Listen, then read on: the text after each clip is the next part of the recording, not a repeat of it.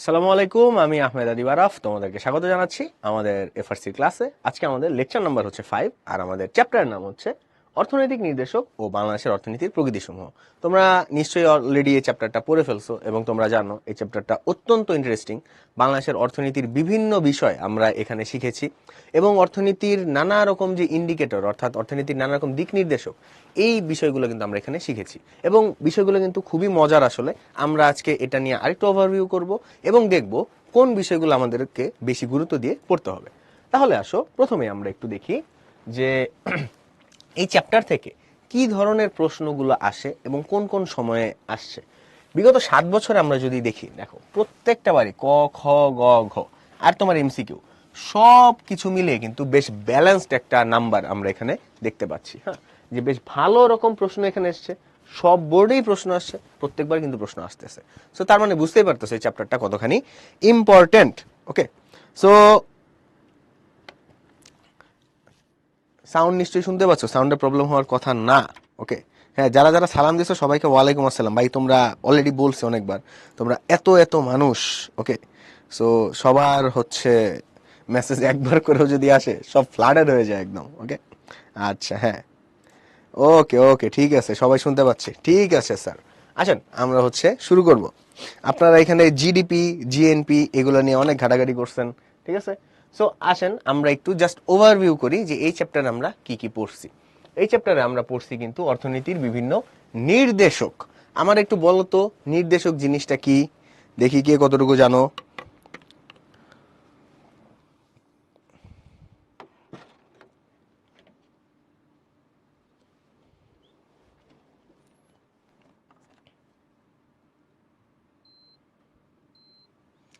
ইংলিশে বলতেছে সব ইন্ডিকেটর। আরে, যা কিছু নির্দেশ করে, হ্যাঁ, সুনানের আনসারটা ঠিক আছে, কোনো কিছু সারিয়া কোনো কিছু নির্দেশ করে। হ্যাঁ দেখো, মনে করো তোমার শরীরে তাপমাত্রা বেড়ে গেছে, হ্যাঁ, তোমার বডি টেম্পারেচার বেশি, তোমার খুক খুক করে কাশি আসতেছে, হ্যাঁ, তোমার নাক দিয়ে হালকা হালকা পানি পড়তেছে। এই যে লক্ষণগুলা, এগুলা একটা জিনিসকে নির্দেশ করে, সেটা কি বলতো? তোমার শরীরে জ্বর আসছে, তাই না? সো এই যে বাহ্যিক অবস্থা দেখে, বাহ্যিক কিছু লক্ষণ দেখে আমরা ভেতরের অবস্থাটা বুঝতে পারি, এটাকেই বলা হচ্ছে নির্দেশক। বাইরে থেকে যে জিনিসগুলো দেখা যায়, দেখলে আমরা ভেতর থেকে জিনিসটা বুঝতে পারি। এখন অর্থনীতি জিনিসটা এরকম, একটা দেশের অর্থনীতি, মনে করো যে প্রত্যেকটা মানুষ অর্থনীতির সাথে জড়িত। তুমিও অর্থনীতির একটা পার্ট। তুমি যেই টাকা পয়সা খরচ করতেছো, তোমার পিছনে পড়াশোনার পিছনে যে টাকা পয়সা খরচ হচ্ছে, তুমি নিজে রেস্টুরেন্টে যায় খাচ্ছ, বার্গার খাচ্ছ, পিজা খাচ্ছ, চিপস খাচ্ছ, রিক্সা ভাড়া দিতেছো, এই সব কিছুই কিন্তু অর্থনীতির এক একটা অংশ, ঠিক আছে। তো এরকম প্রত্যেকটা মানুষের ধরে ধরে আমরা কিন্তু অর্থনীতির অবস্থা বা অর্থনীতির রিপোর্ট নিতে পারবো না, এটা কখনোই সম্ভব না। এই কারণে আমরা কি করি, অর্থনীতিকে বাইরে থেকে দেখে আমরা কয়েকটা জিনিসের নাম্বার কালেক্ট করি, ঠিক আছে। যে সব মানুষ মিলে কি পরিমাণ টাকা খরচ করছে, বা সবাই মিলে কি পরিমাণ টাকা পয়সা ইনকাম করছে, অথবা বাইরে থেকে কি পরিমাণ টাকা পয়সা আসলো, ওভারঅল মোট কত টাকার জিনিসপত্র আমি বাইরে থেকে পাঠাইলাম, তারপর হচ্ছে বাইরে থেকে নিয়ে আসলাম। এই যে এরকম কিছু কিছু ডেটা দিয়ে আমরা পুরো অর্থনীতিটা বুঝার চেষ্টা করি, অর্থনীতিটা বুঝি, ঠিক আছে। এখন ওই যে বললাম যে শরীরের তাপমাত্রা বাড়ছে, তোমার হচ্ছে নাক দিয়ে পানি পড়তেছে, খুক খুক করে কাশতেছো, এটা দেখলে কিন্তু বুঝতে পারি যে শরীরের ভিতরে তোমার জীবাণু অ্যাটাক করছে, তোমার জ্বর আসছে। বডি কেটে ভিতরে যে আমার ধরে ধরে দেখা লাগবে না কয়টা জীবাণু আছে, সে কিসের জীবাণু, হ্যান, সো আমরা গেস করতে পারি। এইভাবে ইকোনমির ইন্ডিকেটরগুলো কাজ করে। ওকে স্যার, আচ্ছা। সো এবার আসেন, হ্যাঁ, এবার আসো আমরা দেখব যে মোট জাতীয় উৎপাদন বা গ্রস ন্যাশনাল প্রোডাক্ট এটা আসলে কি। আমাদের দুইটা জিনিস বুঝতে হয়, এটা একটার নাম হচ্ছে জিডিপি, আরটার নাম হচ্ছে কি জিএনপি, ঠিক আছে। দুইটা প্রায় কাছাকাছি জিনিস, একটুখানি তফাৎ আছে। আসো প্রথমে আমরা জিডিপিটা বুঝে নিই, ঠিক আছে, যে জিডিপি কি জিনিস। দেখো, মনে করো এইটা একটা দেশ, ঠিক আছে, এটা একটা দেশের মানচিত্র, ঠিক আছে। সো এই দেশে, এই দেশের নাম কি বলা যায়, ধরো এই দেশের নাম হচ্ছে উদ্ভাস। ওকে, সো এই উদ্ভাস দেশে, উদ্ভাস নামক দেশ, উদ্ভাস নামক দেশে, উদ্ভাসের দেশের যারা নাগরিক, এই নাগরিকদের নাম হচ্ছে উদ্ভাসিয়ান, ঠিক আছে। এই উদ্ভাসের নাগরিকদের নাম হচ্ছে উদ্ভাসিয়ান। এছাড়া সো এই উদ্ভাসের দেশের ভিতরে যত নাগরিক আছে তারা সবাই টাকা পয়সা ইনকাম করে, টাকা পয়সা খরচও করে, তাই না? স্বাভাবিক, সে আর কই খরচ করবে। এখান থেকে ধরো যে কোনো একটা কাজ করে ইনকাম করতেছে, আবার এই দেশের ভিতরে বিভিন্ন কারণে সে খরচ করতেছে। এই উদ্ভাস দেশের ভিতরে ধরো উন্মেষ দেশের কিছু নাগরিক এখানে হচ্ছে কাজ করে, ঠিক আছে। তো মূল দেশটার নাম হচ্ছে উদ্ভাস, উদ্ভাস দেশের ভিতরে উন্মেষ দেশের কিছু নাগরিক এসে কাজকর্ম করে। হ্যাঁ, কিন্তু এই নাগরিকরা কি তাদের সব টাকা পয়সা এই দেশে খরচ করে ফেলে? না, সব টাকা পয়সা খরচ করে ফেলে না। কিছু টাকা পয়সা এই দেশে খরচ করে, বাকি সব টাকা পয়সা তাদের উন্মেষ নামক দেশে পাঠায় দেয়। এই যে উন্মেষ দেশ, তারা হচ্ছে এই উন্মেষ দেশে তাদের টাকা পয়সা পাঠায় দিচ্ছে। ওকে, সো এখন এই যে উদ্ভাস নামক দেশের নাগরিকরা, উদ্ভাসিয়ানরা এই উদ্ভাস দেশের ভিতরে যা খরচ করতেছে, প্লাস উন্মেষিয়ানরা উদ্ভাসের ভিতরে যা খরচ করতেছে, এই সবটুকু মিলে কি হইল? উদ্ভাস দেশের জিডিপি হইল। ঠিক আছে, আবারও বলি, একটা দেশের নাগরিক প্লাস ওই দেশে চাকরি করা বিদেশি নাগরিক, তারা সবাই মিলে ওই দেশের ভিতরে যে পরিমাণ টাকা পয়সা খরচ করবে অথবা যে পরিমাণ প্রোডাকশন করবে, যে পরিমাণ উৎপাদন করবে, এই পুরাটাকে একসাথে কি বলা হয়? জিডিপি। ঠিক আছে, আচ্ছা। সো এখন এই যে উন্মেষ দেশ, উন্মেষ দেশের ভিতরে তো উন্মেষের নাগরিকরা আছে, তাই না? উন্মেষের নাগরিকরা এই দেশে টাকা পয়সা খরচ করে, আবার উদ্ভাস দেশ থেকে উন্মেষের নাগরিকরা কি করে? তার নিজের দেশে টাকা পয়সা পাঠায়। সো বিদেশ থেকে উন্মেষে টাকা আসতেছে, আবার উন্মেষের নিজের দেশের মানুষ তারাও টাকা পয়সা খরচ করতেছে বা প্রোডাকশন করতেছে।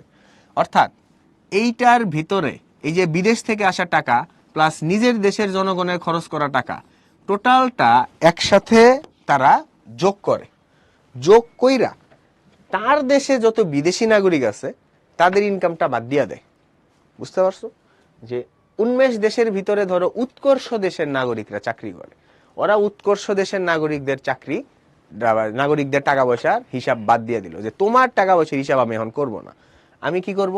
আমার দেশের উন্মেষিয়ান প্লাস উদ্ভাসে থাকা উন্মেষিয়ান, এই সবার ইনকাম একসাথে যোগ করব।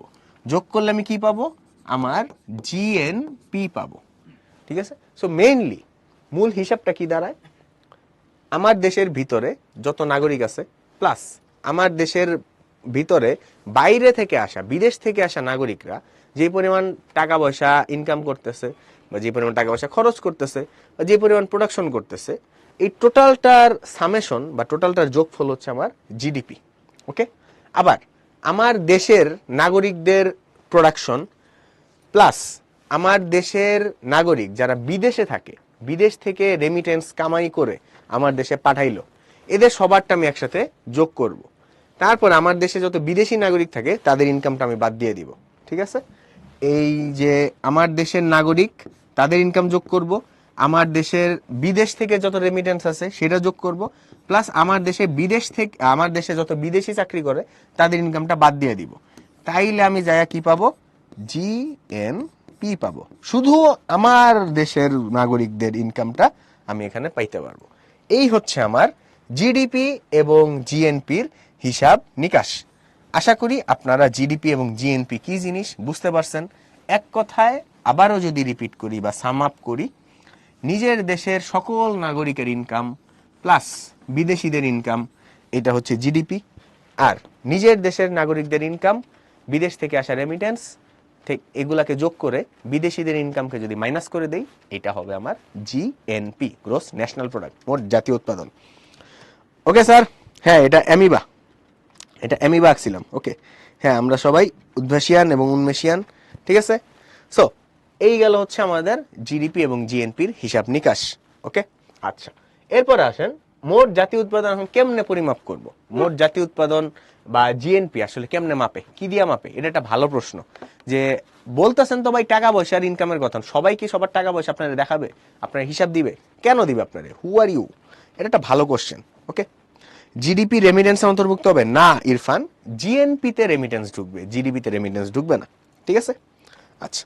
সো দেখো, উৎপাদিত দ্রব্য সামগ্রী ও সেবা, এটার ওয়ার্ডগুলো একটু কাঠখোট্টা, আমরা খুব সহজভাবে বলি।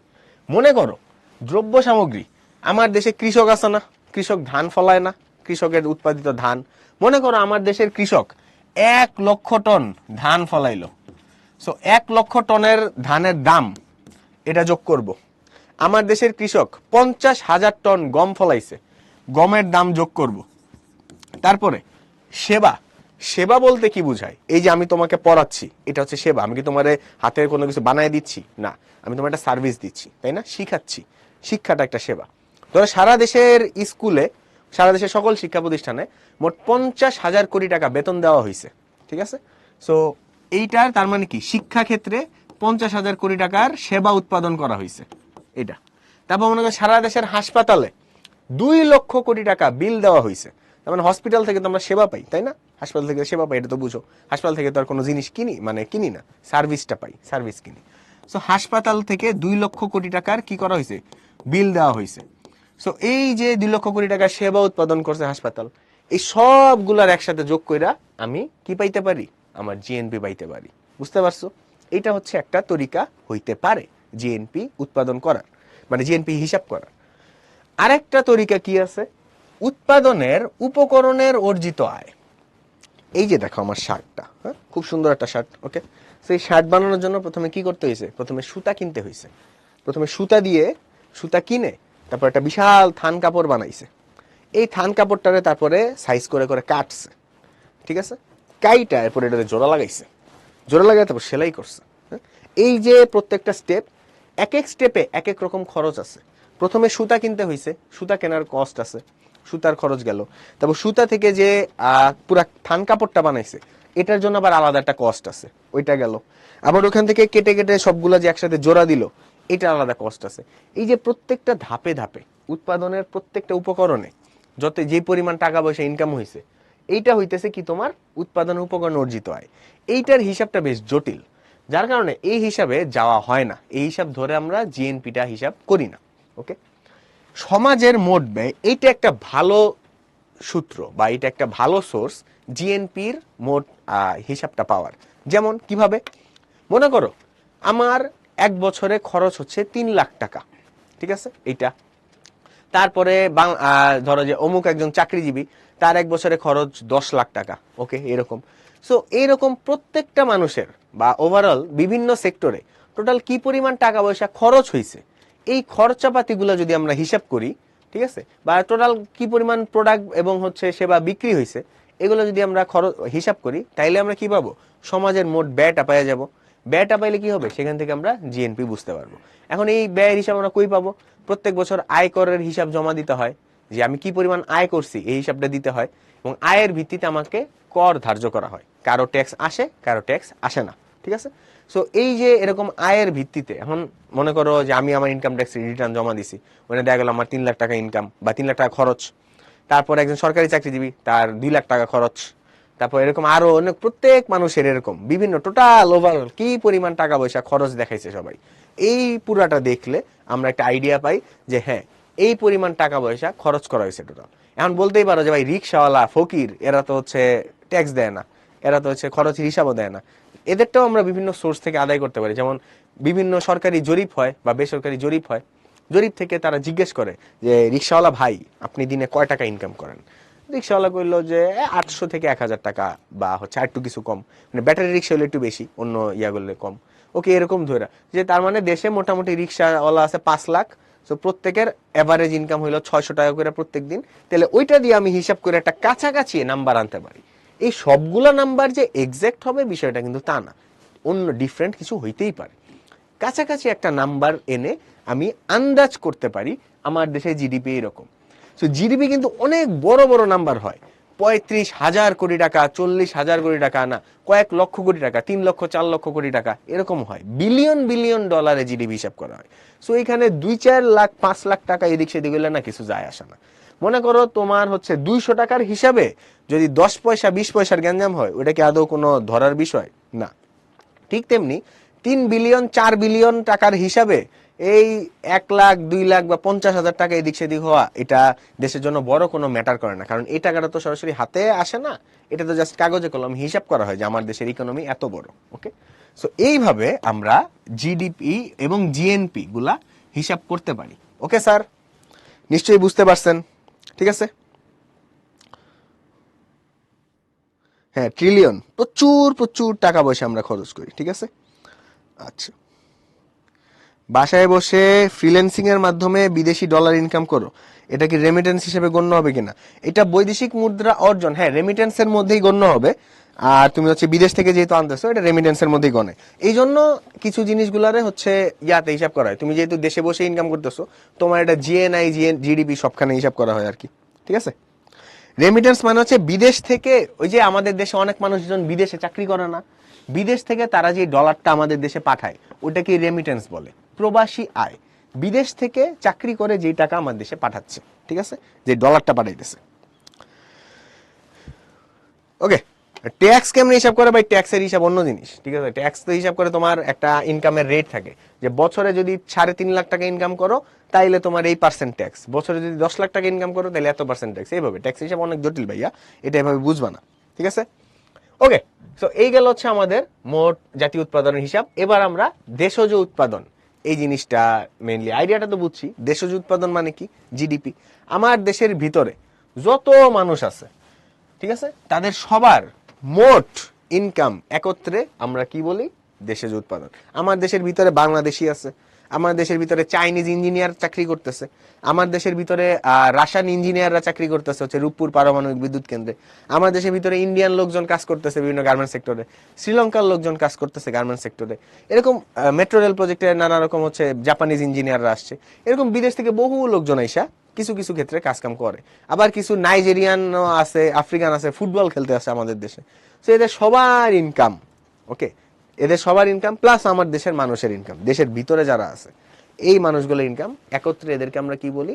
জিডিপি বলি। ওকে, আচ্ছা, হ্যাঁ বিদেশ থেকে ফ্যামিলির কাছে টাকা পাঠাইলে ওটা হচ্ছে রেমিটেন্স। ওকে, আচ্ছা, তো এরপরে আসো এখন মাথা পিছু আয়। মাথা পিছু আয় মানে কি?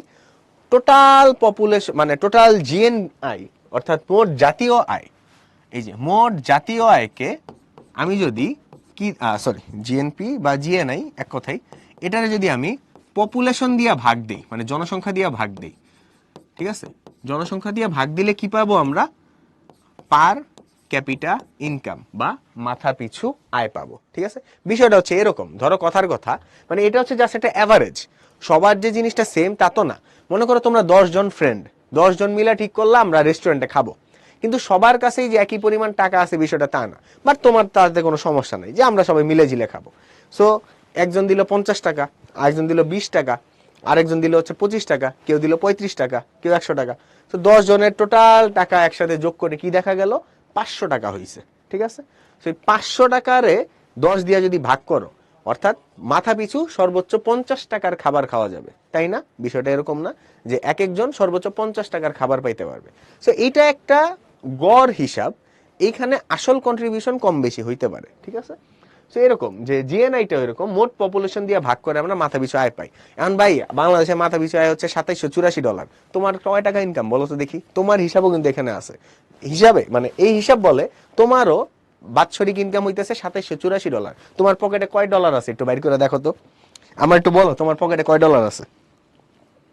আরে পিসিআই মানে হচ্ছে পার ক্যাপিটা ইনকাম, মানে মাথা পিছু আয়। ওকে, এটা আচ্ছা, মাথা পিছু আয় এভাবে লিখি, নাহলে বুঝবা না। মাথা পিছু আয়,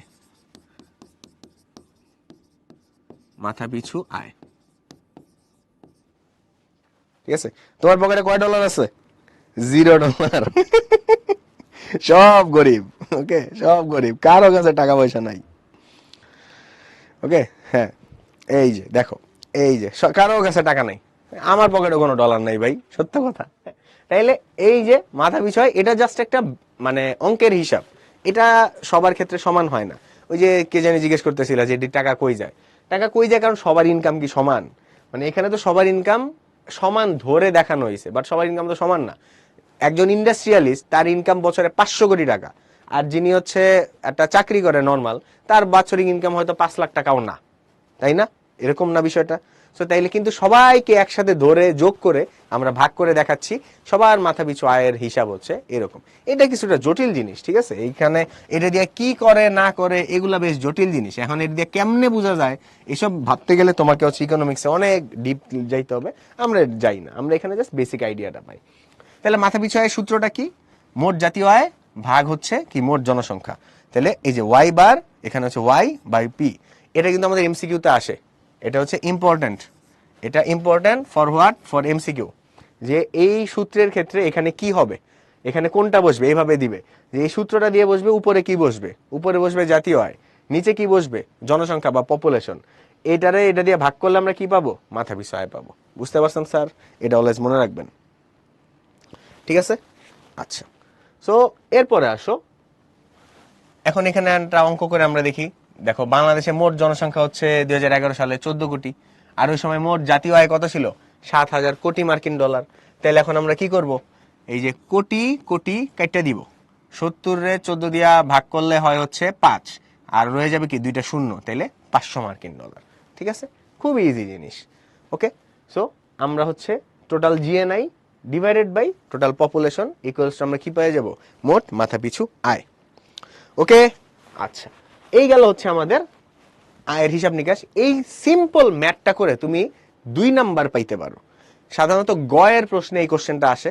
গয়ের প্রশ্নে এই কোশ্চেনটা করার পরে তোমাকে বলবে যে মাথাপিছু আয় থেকে এই দেশের অর্থনৈতিক অবস্থা বা এই দেশ ইকোনমিক কন্ডিশনে কোন কোন স্টেজে আছে, মানে উন্নত, অনুন্নত, স্বল্পোন্নত, ঠিক আছে, বা মাঝারি গরিব, কম গরিব, এইরকম লেভেল বের করতে বলবে। অঙ্কের জন্য তোমার 1 নাম্বার বা 2 নাম্বার দিবে, আর এক্সপ্লেনেশনের জন্য তোমার আরো 1 নাম্বার দিবে। তার মানে দেখছো যে সিম্পল একটা অঙ্ক তোমাকে কত নাম্বার আইনা দিতে পারে। সো এই অঙ্কগুলো কিন্তু একটু বুঝে বুঝে করতে হবে, সিম্পল অঙ্ক, ঠিক আছে? শুধু অলওয়েজ মনে রাখবা যে এইখানে হবে মোট জাতীয় উৎপাদন, মোট দেশজ উৎপাদন না, কিন্তু এই জায়গায় সবসময় মোট জাতীয় উৎপাদন হয়। এই যে দেখেন, মোট জাতীয় আয় বা মোট জাতীয় উৎপাদন একই জিনিস, জাতীয় আয় বা জাতীয় উৎপাদন থাকবে এখানে, আর নিচে থাকবে মোট জনসংখ্যা। কখনোই জিডিপি রে ভাগ দেওয়া যাবে না, ভাগ দিতে কোনটাকে ভাগ দিতে হবে, জিএনপি বা মোট জাতীয় আয়কে ভাগ দিতে হবে। ঠিক আছে?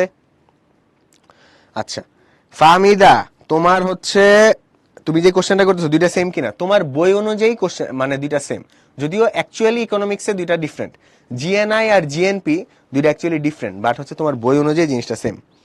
ওকে, আচ্ছা, ওকে, আজান কি দিয়ে দিছে? সবাই একটু বলো, যদি আজান দিয়ে দেয় তাইলে হচ্ছে নামাজে ব্রেক দিব। সব জায়গায় আজান হচ্ছে কিনা আগে বলো। ওকে, সো এই গেল হচ্ছে আমাদের হিসাব নিকাশ।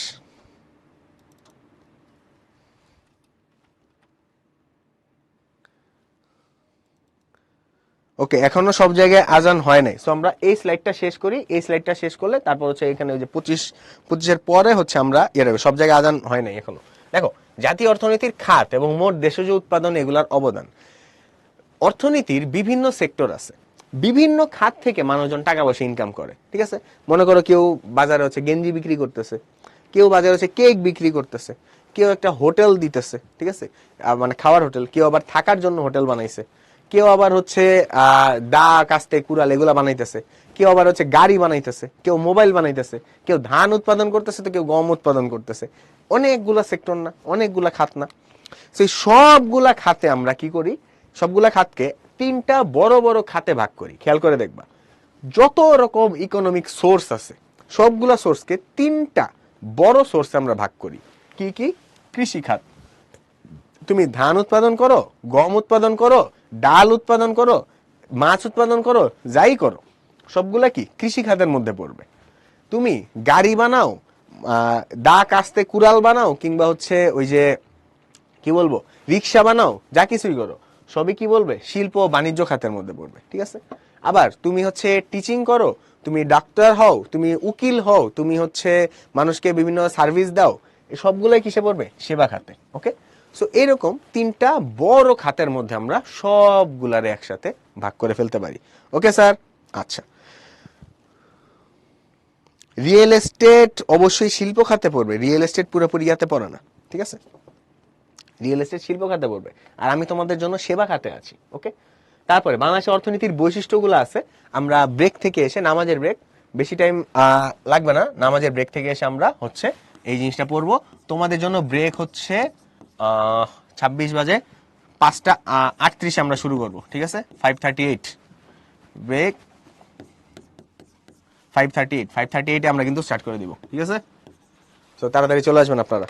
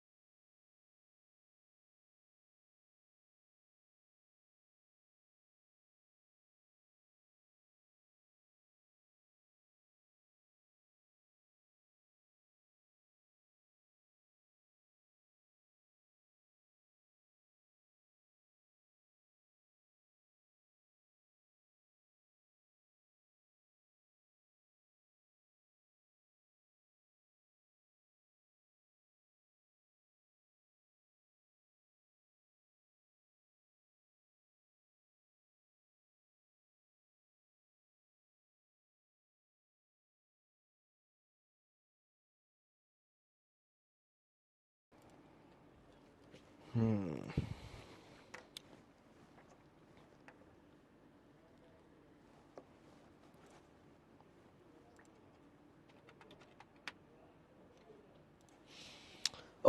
ছোট্ট বাবুরা, তোমাদেরকে আবারও স্বাগত আমাদের আজকের ক্লাসে। আচ্ছা, আমরা এর আগে দেখতেছিলাম হচ্ছে জিডিপি আর জিএনপির মূল বিষয়টা কি। ভেরি সিম্পল জিনিস, আমরা ইয়াগুলো বলছি। জিডিপি আর জিএনপি এর মধ্যে পার্থক্য যদি এখন আমার জিজ্ঞেস করো তাইলে তো এখন লাভ নাই। আসলে এই জিনিসগুলো তোমার বইয়ের মধ্যে দেয়া আছে। দুইটার মধ্যে মূল পার্থক্যটা হচ্ছে জিডিপি আর জিএনপির মধ্যে, তোমার জিডিপির মধ্যে তোমার দেশের ভিতরে যারা ইনকাম করতেছে, দেশের নাগরিক বিদেশি নাগরিক সবারটা হিসাব করবা। জিএনআই এর মধ্যে বিদেশিদের হিসাব বাদ দিবা, আর হচ্ছে প্রবাসীদের আয় প্লাস তোমার দেশের লোকদের আয়, এটা যোগ করবা। শেষ, কাহিনী শেষ। ওকে, সো আসো আমরা হচ্ছে চলে যাব বাংলাদেশের অর্থনীতির বৈশিষ্ট্য, যে আমাদের অর্থনীতির আসলে কিরকম এটা আমাদের বুঝতে হবে। আমরা কেন গরিব? আমরা সবাই আসলে গরিব, বাট কেন গরিব, ঠিক আছে, এটা আমাদেরকে দেখতে হবে। প্রথমেই আমরা যে গরিব, গরিবের অন্যতম কারণ হচ্ছে আমাদের অর্থনীতি হচ্ছে কৃষি প্রধান। মানে আমাদের এখনো মোটামুটি 50%-এর মতো ইকোনমি কৃষির উপর বেস করে চলে। কৃষি আমাদের খাদ্যের যোগান দেয়, এটা যেমন সত্য, এটা যেমন মানে দরকারি, ঠিক একইভাবে কৃষি কিন্তু কৃষির টাকার ইনকাম মানে টাকার পরিমাণ কৃষিতে অনেক কম। ঠিক আছে, কৃষি কাজ করে খুব বেশি টাকা পয়সা ইনকাম করা যায় না। তো যার কারণে আমাদের ইকোনমির সাইজ বেশি বড় না, আমাদের ইকোনমিটা ছোট। ওকে, সো কৃষিটা এখানে একটা বড় বিষয়, যে কৃষি প্রধান অর্থনীতি, কৃষি বিষয়ক কাজকর্ম আমাদের বেশি বেশি করতে হয়। মূলত আমরা কৃষির আয়ের উপরে অনেক বেশি নির্ভরশীল। অনেক মানুষ, প্রচুর মানুষ শুধু কৃষি আয়ের উপর নির্ভরশীল। তো দেখা যায় যে যদি কৃষি খাতে কোনো সমস্যা হয়, উৎপাদন কম হয়, তাহলে তাদের ইনকামও কমে যায়, এবং খুব বেশি উৎপাদন করেও আসলে বেশি টাকা পয়সা তারা ইনকাম করতে পারে না। তো এটা আমাদেরকে একটু লিখতে হবে, লিখে কয়েক লাইন দিয়ে যদি ব্যাখ্যা করে দাও তাহলে জিনিসটা খুব সুন্দর হবে। এখান থেকে তোমার 12টা পয়েন্ট আছে, সব মুখস্থ লিখতে হবে বিষয়টা এরকম না। 8টা 10টা মুখস্থ লিখলা, লেখা প্রত্যেকটা আন্ডারে যদি কয়েক লাইনে করে ব্যাখ্যা করে দাও, ইনসেইন লেভেলের একটা তোমার অ্যান্সার হবে। এবং টিচার কিন্তু এখানে তোমাকে একদম ফুল মার্কস দিতে একদম বাধ্য, খুব সুন্দর করে মার্কস এখানে চলে আসবে। তারপর হচ্ছে কৃষিখাতের প্রকৃতিটা কেমন। আমাদের কৃষিখাতের প্রকৃতি কিন্তু খুবই মানে ট্র্যাডিশনাল, একদম মানে প্রাচীন যুগের বা হচ্ছে আগের যুগের, পুরনো যুগের প্রযুক্তি আমরা এখনো ব্যবহার করি। এখন অনেক জায়গায় লাঙ্গল দিয়ে হাল চাষ করে, ঠিক আছে, বলদ এবং লাঙ্গল দিয়ে হাল চাষ করে। ট্রাক্টরের ব্যবহার তারা পুরোপুরি করতে পারে না। ট্রাক্টরের ব্যবহার করতে পারে না, এখানে অনেক সমস্যা আছে। প্রথম কথা, ট্রাক্টর কেনার টাকা নাই, কিনলে পরে ওটা কেমনে প্রপারলি ইউজ করবে ওটা বুঝে না।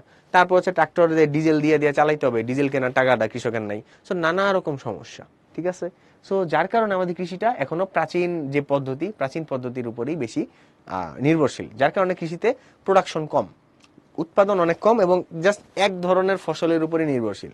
বেশি দামি ফসল আসলে আমাদের এখানে উৎপাদন হয় না।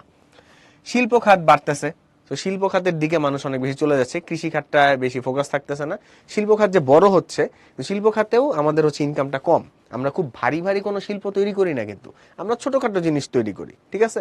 আমাদের দেশে কিন্তু মানে আইপ্যাড বা গাড়ি এই জাতীয় জিনিস তৈরি হয় না, আমাদের দেশে ছোটখাটো জিনিসপত্র তৈরি হয়, বা ম্যাক্সিমাম ক্ষেত্রে গার্মেন্টস শিল্প একটাই মূলত শিল্প, এই জাতীয় জিনিস তৈরি হয়। খুব বেশি দামি জিনিস আমরা তৈরি করতে পারতেছি না। শিল্প খাতটাও এরকম, যে এখানে মাঝারি ধরনের জিনিসপত্র ব্যবহার করা হয়, খুব বেশি হাই এন্ড বা হাইটেক শিল্প আমাদের নাই। জনসংখ্যা অনেক বেশি, কিন্তু শিক্ষার হার অনেক কম। আমাদের দেশে জনসংখ্যা অনেক বেশি, মানুষের শিক্ষা দীক্ষা কম, মানুষজনের কমন সেন্স কম, মানুষজন কমন সেন্স ইউজ করে কোনো কাজ করতে পারে না, ঠিক আছে। এবং তারা বসে বসে খেতে আগ্রহী, তারা কিন্তু কাজ করে খেতে আগ্রহী না। এইগুলা একটা বড় রিজন আসলে জনসংখ্যা বৃদ্ধি হওয়া এবং হচ্ছে যে শিক্ষার হার কমের কারণে ইকোনমিক অ্যাক্টিভিটি কমে যাওয়া, এগুলো একটা বড় রিজন আমাদের দেশের মানে জনসংখ্যাই হইতেছে এটা। ইকোনমি যে খারাপ, জনসংখ্যা এটার পিছনে একটা বড় কারণ। তারপরে স্বল্প মাথাপিছু আয়, জীবনযাত্রা নিম্নমান। তো আমাদের দেশের মানে ইনকাম কম, ইনকাম কম হওয়ার কারণে আমরা ভালো লাইফ লিড করতে পারি না, আমরা ভালো চিকিৎসা পাই না, ভালো খাদ্য পাই না, ভালো হচ্ছে পড়াশোনা করতে পারি না, ওকে, বা মানে এরকম নানা রকম সমস্যা আমাদের আছে। ভালো জায়গায় থাকতেও পারি না, ওকে, ভালো একটা লাইফ লিড করতে পারি না, ঠিক আছে। ঢাকা শহরে বা বিভিন্ন জায়গায় চলে দেখো, রাস্তাঘাটে কি বাজে অবস্থা। তারপর ড্রেনেজ সিস্টেম বা অন্য কোনো কিছুরই ঠিক নেই, ওকে। সো নানা রকম সমস্যা, জায়গায় জায়গায় সমস্যা, যেখানে আর দিব ওখানেই সমস্যা, ওকে। আমাদের জীবনের কোয়ালিটি খুবই আসলে low compare to other developed countries. So যার কারণে আমাদের ইকোনমিটাও অনেক আসলে বেশি একটা ভালো না। প্রচুর পরিমাণ বেকারত্ব, বেকার একদিকে হচ্ছে মানুষকে চাকরি দেওয়ার জায়গা নাই, দ্বিতীয়ত হচ্ছে প্রচুর আছে দুর্নীতি, হ্যাঁ, আবার আছে হচ্ছে মানুষের নিজের আইলসামি। সো এই সব কিছু মিলেই প্রচুর পরিমাণ বেকার আমাদের দেশে। তারপর হচ্ছে সঞ্চয়, মূলধন গঠন, বিনিয়োগের নিম্ন হার। মানুষের কাছে তো টাকাই নেই, মানুষ সঞ্চয় করবে কই থেকে? 10,000 টাকা ইনকাম করলে তার 12,000 টাকা খরচ, ঠিক আছে। সো মানে উল্টা লোন করে চলতে হয়, বা কোনো মতে সে জাস্ট ইনকাম দিয়ে জীবন যাপন করতে পারে। সো মানুষ টাকা সেভ করতে পারলে পরে না সেটাকে কোথাও ইনভেস্ট করবে। ব্যাংক অত র্যান্ডমলি কারোর লোন দেয় না, ব্যাংকে থেকে লোন নেওয়া অনেক কষ্ট। আবার লোন নিয়ে ব্যবসা করা বা টাকা পয়সা ইনভেস্ট করে ব্যবসা করা অনেক ঝামেলা, যার কারণে মূলধন বানাইতে পারে না, তার হচ্ছে একটা ক্যাপিটাল নিয়ে যে ব্যবসা শুরু করবে এটা করতে পারে না, বিনিয়োগ করতে পারে না, কোনো ব্যবসায় টাকা ঢালতে পারে না, যার কারণে নতুন নতুন ব্যবসা দাঁড়ায় না। ব্যবসা না দাঁড়ানোর কারণে বেকারত্বের হার বেশি, টাকা পয়সা ইনকামের সোর্স কম। অবকাঠামো, রাস্তাঘাট, ব্রিজ, বিভিন্ন জায়গায় যোগাযোগ ব্যবস্থা খুবই বাজে, এত বাজে যে বলার মতো না। ঢাকা শহরে রাস্তাঘাট আছে কিন্তু জ্যামের অবস্থা দেখছো, বিভিন্ন রিপোর্টে তো দেখছোই, চরম বাজে অবস্থা। সো এইসব কারণে আমাদের দেশের ইকোনমিও অনেক স্লো। সো এছাড়া বৈদেশিক সাহায্য নির্ভর আমরা অনেক বেশি, অর্ডার টাকা না পয়সা না দিলে আমরা চলতে পারি না। আমাদের বৈদেশিক বাণিজ্য খুবই কম, আমরা জাস্ট এক ধরনের জাস্ট গার্মেন্টস শিল্পের উপর নির্ভরশীল।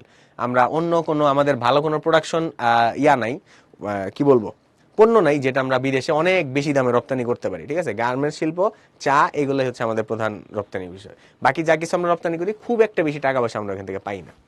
আর ফাইনালি প্রাকৃতিক সম্পদ ও মানব সম্পদ অপূর্ণ ব্যবহার।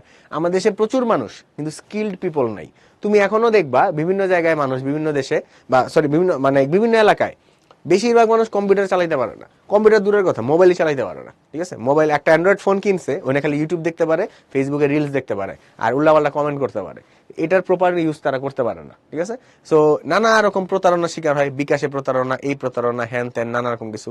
এই যে স্কিল্ড ম্যান পাওয়ার নাই, এবং এই মানুষগুলো যে ফ্রিল্যান্সিং এর কোনো কাজ করবে, তাই সেই ফ্রিল্যান্সিং এর নলেজটাও তার প্রপারলি নাই। ওই যে কম্পিউটার প্রপারলি ইউজ করতে পারে না, ইন্টারনেট ঘাইটা কোনো একটা তথ্য বাইর করা, এই কাজগুলো তারা পারে না। ঠিক আছে, শুধু জাস্ট মোবাইলটা ঘাইটা খালি ইউটিউব চালাইতে পারে। ওকে, সো এই যে স্কিল নাই। তারপরে হচ্ছে প্রাকৃতিক আমাদের কিছু সম্পদ আছে, গ্যাস আছে, আমরা রান্না করে গ্যাস সব পুরাই ফেলতেছি। আমাদের কয়লা আমাদের বিদ্যুৎ উৎপাদনে ইউজ হয়ে যাচ্ছে, কিন্তু এই কয়লা দিয়ে বিদ্যুৎ উৎপাদন করে আমরা ইন্ডাস্ট্রি বেশি একটা চালাইতে পারতেছি না, যার কারণে আমাদের অনেক বেশি শিল্প কারখানা তৈরি হচ্ছে না। নানা রকম সমস্যা রে ভাই, সমস্যার কথা বলতে বলতে মানে শরীর ঘাইমা যাচ্ছে। ওকে, গরম লাগতেছে আমার লিটারেলি, এমন অবস্থা। ওকে, সমস্যার শেষ নাই। সমস্যা থেকে কিভাবে করা যায়, সমস্যা থেকে আমরা কিভাবে উত্তরণ করতে পারি সেই জিনিসটা। হ্যাঁ, তোমরা অনেকে অনেক কিছু বলতেছো যে আমরা অনেক কিছু রপ্তানি করি। হ্যাঁ ট্রু, রপ্তানি আমরা করি, কিন্তু এটার পরিমাণ আসলে খুব বেশি না ভাইয়া। আমাদের 80% রপ্তানি, আমরা যে পরিমাণ বৈদেশিক মুদ্রা কামাই করি তার ম্যাক্সিমাম, বলতে অনেক বেশি ম্যাক্সিমাম আসে হচ্ছে just RMG sector, garments sector থেকে। কালকে যদি আমাদের গার্মেন্টস সেক্টর বন্ধ হয়ে যায়, পরশুদিন আমাদের অর্ধেক মানুষ না খেয়ে মারা যাবে। ওকে, জাস্ট এমন অবস্থা। আমাদের ম্যাক্সিমাম ডলারই আসে হচ্ছে গার্মেন্টস শিল্প থেকে। তারপরে আরেকটা বড় অংশ আসে হচ্ছে প্রবাসীদের রেমিটেন্স থেকে। ঠিক আছে, বিদেশ থেকে প্রবাসীরা টাকা কামাই করে পাঠায়, সেটার বেসিসে আমরা চলি। ঠিক আছে, আমাদের নিজস্ব প্রোডাকশন আসলে খুব কম। ঠিক আছে, বাংলাদেশ বিভিন্ন জায়গায় গাড়ি টাড়ি বানাচ্ছে, করতেছে, এগুলো আসলে খুবই অল্প পরিমাণ। এটা খুবই নেগলিজিবল অ্যামাউন্ট, 1%, 2% বা তার থেকেও কম। ঠিক আছে, কাজও হচ্ছে অনেক, কিন্তু আসলে ওই কাজের ইনকাম অনেক লো। যাই হোক, সো এরপরে আসো আমরা হচ্ছে এখন দেখি, হ্যাঁ 4 নাম্বার ইম্পর্টেন্ট, সরি এটা তো দাগাই নেই, এই কারণে অনেকের মনে হচ্ছে 4 ইম্পর্টেন্ট কিনা। অবশ্যই শিল্প খাতটাও তো আমাদের খুব বেশি যে আধুনিক শিল্প তা না, আমাদের জাস্ট নর্মাল কিছু শিল্প। এখন এইটার পিছনে কারণগুলা কি কি? ঠিক আছে, যে এত যে কথা বললাম, এত সমস্যার পিছনে কারণ কি কি? অর্থনৈতিক অনগ্রসরতার পটভূমি। এইখানে তোমাদের একটা চলে আসছে, যে দারিদ্র্যের দুষ্টচক্র। দারিদ্র্যের দুষ্টচক্র কি জিনিস এটা একটু বুঝো আগে। মনে করো আমার দাদার দাদা বা যে কারো দাদার দাদার সময়, দাদার দাদা ছিল ব্রিটিশ আমলের লোক, তার জমি টমি সব ব্রিটিশরা নিয়ে নিছে, বা তার বেশি একটা ফসল হইতো না। ঠিক আছে, তো তার জমিতে অন্য কিছু তার জোর করে চাষ করানো হয়েছে, বা দেশের ইকোনমির অবস্থা খারাপ ছিল, ব্রিটিশরা ফসলের বেশি একটা দাম দিত না, কম দামে ফসল কিনে বেশি দামে নিয়ে বিদেশে বেচে দিত। 190 বছর এভাবে ব্রিটিশরা কি করছে, শাসন করছে। সো বংশ পরম্পরায় 190 বছরে চিন্তা করো তোমার কয় পুরুষ, অন্তত 10 পুরুষ। ঠিক আছে, তোমার দাদার দাদার দাদার দাদা দাদা এরকম কয়েক দাদা পার হয়ে আসতে হবে। তো ওই অবস্থায় তাদের অবস্থা কি ছিল, তারা সব জমি জমা হারায় খুব গরিব হয়ে গেছিল। আমাদের দেশে কৃষক এখন কেন গরিব? কৃষক তো একসময় গরিব ছিল না। কৃষকের তো কৃষকই ছিল হচ্ছে বেশ পয়সাওয়ালা, বা কৃষকের বেশ ভালো অবস্থা ছিল। এই ব্রিটিশরা আসার পর থেকে, কলোনিয়াল রুল, এই সময়টা থেকেই, ঔপনিবেশিক শাসন, এই সময় থেকে আমাদের কৃষি উৎপাদন নষ্ট হওয়া শুরু হয়েছে, কৃষি উৎপাদন কমে গেছে। কেন কমে গেছে? ব্রিটিশরা দাম দিত কম, বেশি কম দামে অনেক বেশি জিনিস কিনে নিয়ে যেত, এগুলো নিয়ে তারা বাইরে অনেক দামে বিক্রি করতো, ব্রিটিশরা এখানে লাভ করে এই টাকা আবার তাদের দেশে নিয়ে যেত। তারা কৃষকের উন্নয়নে কোনো টাকা পয়সা দিত না। আবার ধরো প্রাকৃতিক দুর্যোগে ফসল নষ্ট হয়েছে, কৃষকের জন্য উন্নয়নে কোনো কাজ করবে, কৃষক একটু হেল্প করবে না, এসব তারা করতো না। এইভাবে পুরো এগ্রিকালচার সেক্টরটা পিছিয়ে গেছে। আমরা কিন্তু আধুনিকায়ন আমাদের এগ্রিকালচার সেক্টরে হয় নাই, যার কারণে এই যে আমার ওই ধরো ওই যে কৃষক বেটা, সে হচ্ছে গরিব, তার ছেলেরে সে কি করে নাই, মানে সে ভালো খাবার দাবার দিতে পারে নাই। তার ছেলে যখন জন্মাইছে তার সে পুষ্টিকর খাবার দিতে পারে নাই।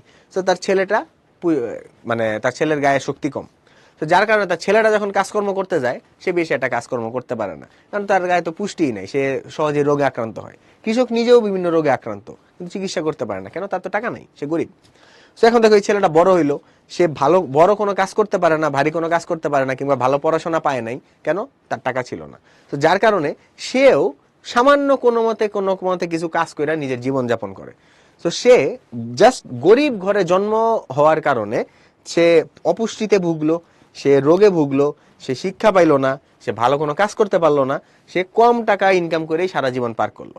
এবং তারও যে সন্তান, ওই সন্তানেরও একই দশা, ওই সন্তানও অপুষ্টিতে ভুগছে, ওই সন্তানও টাকা পয়সা পায় নাই, ওই সন্তান হচ্ছে ভালো শিক্ষা পায় নাই, সেও ভালো কোনো কাজ করতে পারে নাই, এবং দ্য লিগেসি কন্টিনিউস। ওকে, এইটা হচ্ছে দারিদ্র্যের দুষ্ট চক্র। একবার জাস্ট গরিব হওয়ার কারণে তুমি একটা ট্র্যাপে পড়ে গেলা, লুপ হলে পড়ে গেলা, এখান থেকে তোমার আর বের হওয়ার সুযোগ নেই, তুমি আর বের হইতে পারতেছো না, তুমি গরিবই থেকে যাচ্ছ। যাই করার চেষ্টা করতেছো তুমি গরিবই থেকে যাচ্ছ, বিকজ ওই যে শুরুর দিকে তোমার গরিব ছিলা, শুরুর দিকের ওই যে প্রবলেমটা তোমাকে বারবার বারবার হিট করে যাচ্ছে। ওকে, সো এই যে অর্থনৈতিক অনগ্রসরতা এইভাবে শুরু হয়েছে, ঔপনিবেশিকরা আমাদের দেশের ইকোনমি একদম ধ্বংস করে দিছে, আমরা এখান থেকে উঠা এখনো দাঁড়াইতে পারি নাই। ওকে, সো কৃষিক্ষেত্রের নানা রকম প্রতিবন্ধকতা আছে আমাদের। এছাড়া আমাদের কৃষি ক্ষেত্রটা কিরকম, খুবই হচ্ছে মানে প্রাচীন আমলের টাইপের কৃষি, তো যার কারণে কি হয়, আমাদের প্রোডাকশন বেশি হয় না, এবং প্রোডাকশন যেমনই হোক সরকার বেশি দাম দিয়ে কিনতে পারে না, মানুষ যে কৃষকরা বেশি একটা দাম পায় না, দাম না পাওয়ার কারণে কৃষকের অবস্থার কোনোদিন উন্নতি হয় না, প্রোডাকশনও বাড়ে না। ঠিক আছে, তার উপরে জমি চলে যাচ্ছে, জমি কমে যাচ্ছে। শিল্পক্ষেত্রের দিকে দেখা যাচ্ছে আমরা ভারী ভারী কোনো শিল্প স্থাপন করতে পারি না, আমাদের ওই পরিমাণ টাকা পয়সা নাই, ওই পরিমাণ লোকবল নাই, ওই পরিমাণ দক্ষ জনশক্তি নেই আমাদের দেশে। মানে তুমি দেখবা আমাদের দেশে ব্রিজগুলা কেন বিদেশিরা এসে বানায়, আমরা জানি না কেমনে ব্রিজ বানাইতে হয়, এই স্কিলই নাই আমাদের। আমাদের দেশের ইঞ্জিনিয়াররা তাদের সাথে কাজ করে করে শিখে, কিন্তু তাদের উপর আমরা ভরসা করতে পারি না, বিকজ একটা ব্রিজ ভাই একটু এদিক সেদিক হইলে, মানে একটা যদি ব্রিজ ভেঙে যায় কি পরিমাণ অবস্থা হবে চিন্তা করে দেখো। সো বিদেশিদের উপরে আমাদের অনেক বেশি নির্ভর করতে হয়। শিল্পক্ষেত্রের উপরেও সেম, বিদেশি বড় কোম্পানি এসে যদি গাড়ির ফ্যাক্টরি খুলে তবেই আমরা গাড়ি বানানো শিখতে পারবো বা তাদেরকে দেখতে পারবো, কিন্তু আমরা নিজেরা কোনো গাড়ি প্রডিউস করতে পারি না, আমাদের দেশে বড় কোনো শিল্প কারখানা এই কারণে গড়ে ওঠে না। আমরা এই কারণে টেসলা বানাই, আমরা মানে টেসলা মানে ব্যাটারি রিক্সা বানাই, আমরা আসল টেসলা বানাইতে পারি না। ঠিক আছে, ব্যাটারি রিক্সাটা আমাদের টেসলা নাম দিয়ে চালাইতে হয়, বুঝতে পারছো অবস্থা। আর্থসামাজিক নানা রকম প্রতিবন্ধকতা আছে, আমাদের সমাজ ব্যবস্থা চিন্তা করে যে ব্যবসা কইরা কি হবে, চাকরি করো, চাকরি করে টাকা পয়সা কামাও, হ্যাঁ চাকরি করলেই বুঝি বড়লোক হওয়া যায়, আমাদের সমাজ এটা চিন্তা করে, বাট আসলে তো তা না। তো এই যে নানা রকম সামাজিক বিভিন্ন কুসংস্কার বা ধ্যান ধারণা আছে, যেগুলো আমাদেরকে মানে আউটওয়ার্ড হইতে বা বড় কোনো out of the box decision নিতে বাধা দেয়, আমাদেরকে সবসময় শুধু একদিকে ঠেলে দেয় যে তুমি এগুলা করো এগুলো করো। তোমাদের মধ্যে অনেকে আছো, তোমরা কেউ হয়তো ভালো আর্টিস্ট, কেউ হয়তো ভালো গেমার, ভালো গেম খেলতে পারো, ভালো আর্টিস্ট, গান গাইতে পারো, ভালো ছবি আঁকতে পারো, বা অনেকের অনেক রকম, এখনই হয়তো অনেকের ফ্রিল্যান্সিং নলেজ আছে, বাট তুমি কি সাহস করবা যে ভাই এসএসসি পাস করছি, আমার টেকনিক্যাল নলেজ, আমি এখন টেকনিক্যাল নলেজ নিব, কম্পিউটার সম্পর্কে অনেক বেশি জানবো, 2 বছরে জাস্ট একটা ডিপ্লোমা কইরা আমি হচ্ছে ফ্রিল্যান্সিং করব, বা আমি আর্টিস্ট, আমার আর্ট ভালো গেছে, আমি আর্ট বিক্রি করে হচ্ছে নিজের চলবো, বা আমি অনেক আর্টে অনেক ভালো কিছু করব। অথবা তোমার হচ্ছে মনে করো যাই কেউ হ্যান্ডিক্রাফটের কাজ করতে পারো, কেউ হচ্ছে সেইটা নিয়ে ভালো ব্যবসা শুরু করতে পারো, তুমি কি মানে তুমি কি সাহস করবা? ডেফিনেটলি করবা না। কেন করবা না? হ্যাঁ, কারণ তোমাকে সমাজ বাধা দিবে, তোমার নানা রকম নানা মানুষের কথা শুনবে, কেউ তোমার উপরে ভরসা করবে না, কেউ তোমার বিশ্বাস করবে না যে না ওর দেখি, ওর যেহেতু বলতেছে পারে, ওর এটাতে প্যাশন আছে, ওর এটাতে ভালো স্কিল আছে, দেখা যাক কি করে, তুমি বলেও পারবা না। ঠিক আছে, এই যে এইরকম জিনিসগুলো আমাদেরকে কিন্তু প্রবলেমের দিকে ঠেলে দেয়। ঠিক আছে, হ্যাঁ এটাই সম্ভব না। ওকে, হ্যাঁ, যাই হোক। এই যে বিষয়গুলো, তারপর সুশাসনের অভাব, দুর্নীতি। মনে করো তুমি একটা মানে ধরো এরকম কথার কথা তুমি একটা মানে ইয়া দিতে গেলা, একটা কেকের দোকানে যদি দিতে যাও, তোমার ট্রেড লাইসেন্স করতে হবে। দোকান ট্রেড লাইসেন্স করতে গিয়ে তোমার 1,000 টাকা ট্রেড লাইসেন্সের জন্য 1,500 টাকা ঘুষ দিয়ে আসতে হবে। তারপর দোকান ভাড়া নিবা ওই জায়গায়, তারপর হচ্ছে কয়দিন পর পর হচ্ছে তোমার ভাড়ার রসিদ দেখান, এই দেখান, ইনকাম ট্যাক্স দেন, হ্যান তেন, এইসব করে তোমার নানাভাবে ভোগান্তি করানো হবে। অর্থাৎ জায়গায় জায়গায় দুর্নীতি, জায়গায় জায়গায় সমস্যা। এই দুর্নীতির পাকে পইরা এই যে ইন্ডাস্ট্রি গুলাও ঠিক মতো দাঁড়াইতে পারে না, মানুষজন তার হচ্ছে মানে গুছায় কোনো কাজ করতে পারে না বা ভালোভাবে কোনো কাজ করতে পারে না। দুর্নীতির কারণে আমাদের প্রচুর টাকা পয়সা কি হয়, নষ্ট হয়। মানে ইয়া থেকে, উন্নয়ন প্রকল্পগুলো থেকে অনেক টাকা পয়সা তারা মাইরা খায় ফেলায়। এবং এই টাকাগুলো কি দেশের ভিতর ইউজ করে না, বিদেশে পাচার করে দেয়। রাস্তা বানাবে, রাস্তা বানানোর 100% বাজেটের মধ্যে 30% বাজেট গায়েব। 70% দিয়ে কোনো মতে রাস্তা বানাইছে, 2 মাস পরে রাস্তা গেছে ভাঙ্গা। সেই রাস্তায় কি লাভ? কোনো লাভ নাই। তো এই যে রাস্তাঘাট নাই, যার কারণে বড় বড় শিল্প গড়ে উঠতে পারে না। চিন্তা করো, হুন্দাই কোম্পানি ধরো বাংলাদেশে ইয়াতে তারা হচ্ছে ইয়া বানাবে, গাড়ি বানাবে। গাড়ি বানানোর জন্য ওদেরকে ধরো সিরাজগঞ্জে জায়গা দেওয়া হয়েছে। ও সুন্দর যমুনা ব্রিজ দিয়ে আসতে পারবে ঠিক, কিন্তু এই গাড়ি দিয়ে রপ্তানি করার জন্য ওরা তো চিটাং বন্ধ যাইতে হবে। রাস্তায় জায়গায় জায়গায় ওর চান্দা দিতে হবে, জায়গায় জায়গায় হচ্ছে রাস্তায় ভাঙ্গা পাবে, জায়গায় জায়গায় সমস্যা পাবে। এগুলো এক্সপোর্ট করবে কেমনে? সো অনেক জায়গায় সমস্যা আছে, দুর্নীতি এবং হচ্ছে সুশাসনের অভাব। এসবের কারণে শিল্প কারখানা কিংবা হচ্ছে অন্যান্য মানুষের ইকোনমিক অ্যাক্টিভিটি ভালো দাঁড়াইতে পারে না। আর কিছু প্রাকৃতিক প্রতিবন্ধকতা আছেই। উপকূলীয় অঞ্চলগুলোতে নানা রকম প্রাকৃতিক মানে দুর্যোগে ক্ষতিগ্রস্ত হয়। উত্তরবঙ্গে প্রাকৃতিক দুর্যোগে তারা ক্ষতিগ্রস্ত হয়, খরা, বৃষ্টিহীনতা, এইসবের কারণে সমস্যা হয়। সো আমাদের দেশটা এমন একটা জায়গায় প্রাকৃতিক বেশ কিছু সমস্যা আছে, যেমন বন্যা টন্যায় ফসল অনেক ক্ষতি হয়। সো নানা রকম কারণে প্রতি বছর আমরা কি সমস্যার শিকার হচ্ছি। ওকে, সো এই বৈশিষ্ট্যগুলো হচ্ছে একটু, এগুলো একটু লিখবেন, লিখে হচ্ছে প্রতিবন্ধকতা কি এগুলো একটু আলোচনা করবা। ঠিক আছে, অল্প অল্প কথায় এগুলো আলোচনা করবা। তারপরে এটা উত্তরণের জন্য কি পদক্ষেপ নেওয়া যায়, এই যে যা যা প্রবলেম বললাম সেটার এগেইনস্টে আমাদের হচ্ছে অ্যাকশনগুলো নেওয়া যায়। যেমন হচ্ছে কৃষি ক্ষেত্রে হচ্ছে উন্নত চাষ ব্যবস্থা ইন্ট্রোডিউস করতে হবে।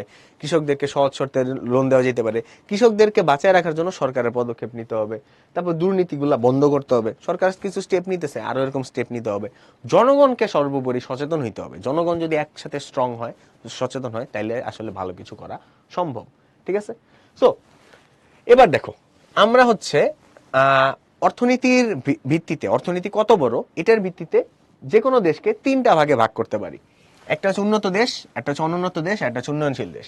যাদের মাথা পিছু হয় অনেক অনেক বেশি বা অনেক বড় বড় প্রোডাকশন করে, যাদের জিডিপির পরিমাণ অনেক বেশি, সেগুলো আমরা কি বলি, জিডিপি বা জিএনপি, তাদেরকে আমরা বলি হচ্ছে উন্নত দেশ। যাদেরটা অনেক অনেক কম, জাস্ট কোনো মতে খায় পরে বাইচা থাকে, তারা হচ্ছে অনুন্নত দেশ।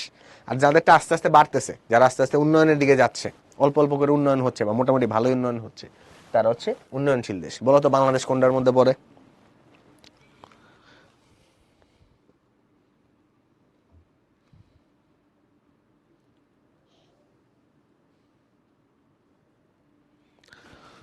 হ্যাঁ, বাংলাদেশ উন্নয়নশীলে পড়ে। Very good. ওকে, বাংলাদেশ হচ্ছে উন্নয়নশীল দেশ। সো এইসব দেশের অর্থনীতিগুলো আমাদের একটু পড়তে হবে, যে এদের দেশের অর্থনীতির বৈশিষ্ট্যগুলো কিরকম, এগুলার বৈশিষ্ট্য পড়বা। ঠিক আছে, কোন দেশের অর্থনীতি কি কি রকম, এই বৈশিষ্ট্যগুলো একটু পড়বা।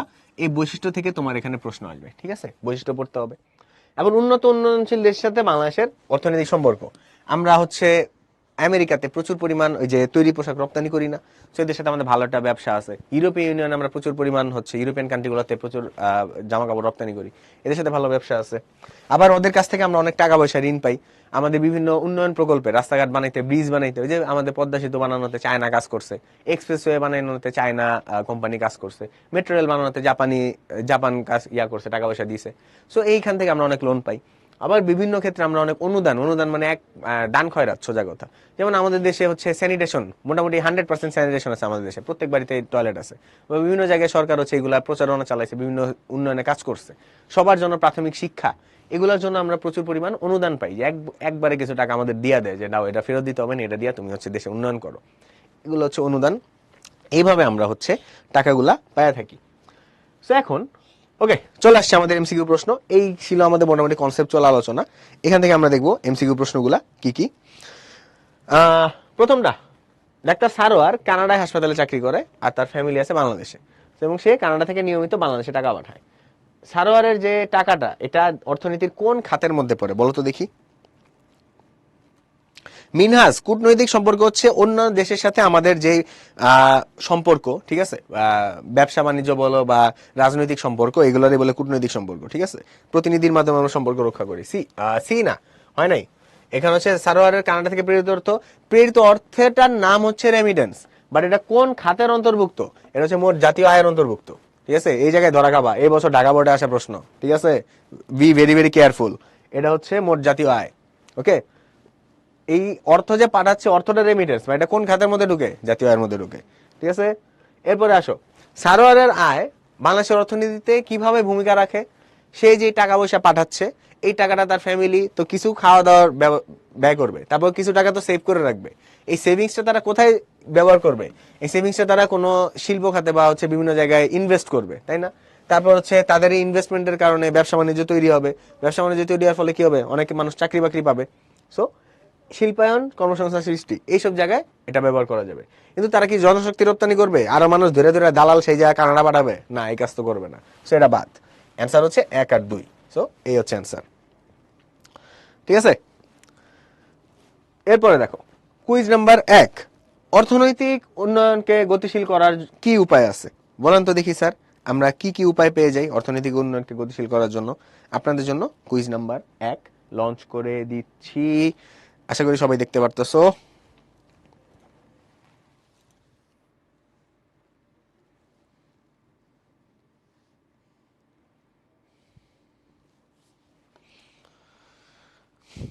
ওরে বাবা, এ কি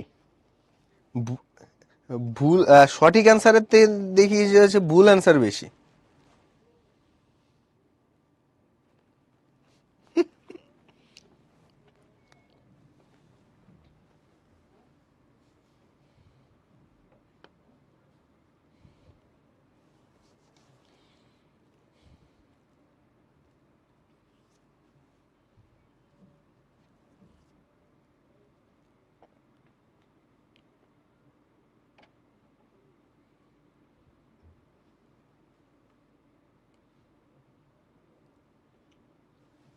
ওকে, এন্ড করে দিচ্ছি। এই কোনটা ভুল বলতেছিলা? এখানে এই হবে আনসার 1 আর 2। এখানে জনশক্তি কেন রপ্তানি হবে, ঠিক আছে। আর এখানে হচ্ছে বি, মোট জাতীয় আয়ের অন্তর্ভুক্ত। রেমিটেন্স তো বিদেশ থেকে যে পাঠায় সেইটা, কিন্তু এটা কোন খাতের মধ্যে ঢুকবে? জাতীয় আয় খাতের মধ্যে ঢুকবে স্যার। এরপরে আসেন,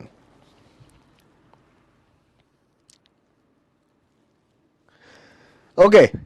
ফার্স্ট হয়েছে স্বচ্ছ, তারপরে আশফাক, তারপর মাহিন, আনিসা, আরশিয়া, তারপর ইল্লিন, বাইরে ভাই কি নাম, ওকে, ফখরুল ইসলাম, পাভেল, তাপসী, শাহরিয়ার। ইল্লিন পাঞ্জাবি কি তোমার নামেই? ওকে, আচ্ছা। সো এইখানে হচ্ছে দ্রুত শিল্পায়ন, শিক্ষা ব্যবস্থার উন্নয়ন। ভাই তোমারে যদি এখন ট্যাব দিয়া পড়াশোনা শুরু করাই এবং আমেরিকার কারিকুলামে পড়াই, তুমি কি খুব বেশি শিক্ষিত হয়ে মানে কি করবা তুমি? তোমার দেশে তো চাকরি করার জায়গা লাগবে, তাই না? তোমার তাহলে কি করতে হবে? বেশি বেশি ইন্ডাস্ট্রি বানায় তোমার স্কিল্ড বানাইতে হবে, তাইলে না যায় তোমার হচ্ছে মানে অর্থনৈতিক উন্নয়ন হবে। সো আমার কি লাগবে? দ্রুত শিল্পায়ন লাগবে, ঠিক আছে। ওকে, সো এরপরে আসো 2 নাম্বারটা আমরা দেখি, এশিয়ার কোন দেশটা উচ্চ আয়ের দেশ? এশিয়ার কোন দেশটা উচ্চ আয়ের দেশ বলো দেখি? এশিয়ার মধ্যে দক্ষিণ কোরিয়া মোটামুটি আয়ের দেশ, ইনকাম ভালো, বাট আরো বাড়াইতে হবে ওদের। ইন্ডিয়া আমাদের মতোই গরিব, ইন্ডিয়া বেশ ভালোই গরিব। চীন মোটামুটি উন্নয়নশীল, ওরা ওদের মানুষ অনেক বেশি, ওদের প্রোডাকশন যেরকম ওই তুলনায় মানুষ অনেক বেশি, তো মাথা পিছু আয় কিছুটা কম। সিঙ্গাপুর হইতেছে অ্যাকচুয়াল অ্যান্সার, সিঙ্গাপুর হচ্ছে এশিয়ার সবচেয়ে উন্নত দেশ, ঠিক আছে। তো সিঙ্গাপুর এশিয়ার ডিরেক্ট উন্নত দেশ। এবার কুইজ নাম্বার 2, উন্নয়নের মাত্রার উপর ভিত্তি করে বিশ্বের দেশসমূহকে আমরা কয় ভাগে ভাগ করতে পারি? উন্নয়নের মাত্রা বলেন তো স্যার কি হবে, যে কোন লেভেলে উন্নয়ন হচ্ছে, কি কি লেভেলের উন্নয়ন, উন্নয়নের মাত্রার উপরে আমরা ভিত্তি করে কয়টার ভাগে ভাগ করতে পারি দেশকে?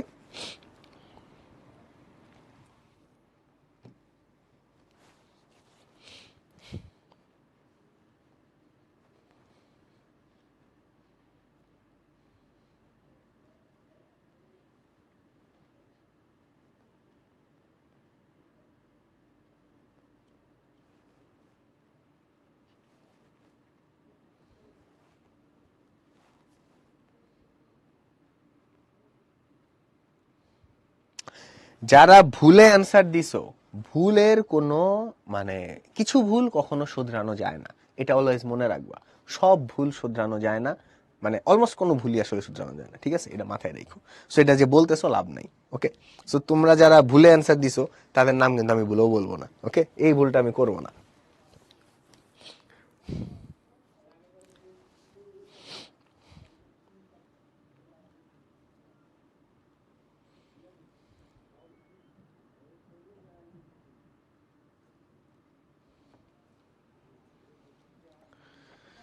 ওকে, এবার ফার্স্ট হয়েছে আশফাক করিম, তারপর তাসফিয়া, তারপর ফখরুল, তানিশা, সুহা, হাসিব, স্বচ্ছ, কাফি, সাদিক, তানিম। ভেরি গুড, ওকে। আচ্ছা, সো উন্নয়নের মাত্রার উপর বিশ্বের দেশসমূহকে কয় ভাগে ভাগ করা হয়? অ্যাকচুয়ালি 3 ভাগে ভাগ করা হয়, উন্নত, উন্নয়ন, অনুন্নত এবং উন্নয়নশীল, ওকে। এবার সেবা খাতের অন্তর্ভুক্ত প্রধান খাত কোনটা? সেবা খাতের মধ্যে অন্তর্ভুক্ত প্রধান খাত হচ্ছে হোটেল রেস্তোরাঁ। এইটা হচ্ছে শিল্প খাতের মধ্যে পড়ে। রিয়েল এস্টেট, তারপরে যে ভাড়া, রিয়েল এস্টেটটা শিল্প খাতে পড়ে। বিদ্যুৎ, গ্যাস ও পানি, এগুলো ভারী শিল্প, এগুলো শিল্প খাতে পড়ে। পাইকারি, খুচরা বাণিজ্য সরাসরি ব্যবসার মধ্যে পড়ে, যে কোনো খাতে ইয়া হইতে পারে, ঠিক আছে। সেবার প্রধান হচ্ছে হোটেল ও রেস্তোরাঁ, ঠিক আছে। এরপরে কুইজ নাম্বার 3, ভালো করে দেখো। এ দেশের ভিতরে এক্স শিল্প প্রতিষ্ঠানে দেশি বিদেশি সব ধরনের মানুষ কাজ করে।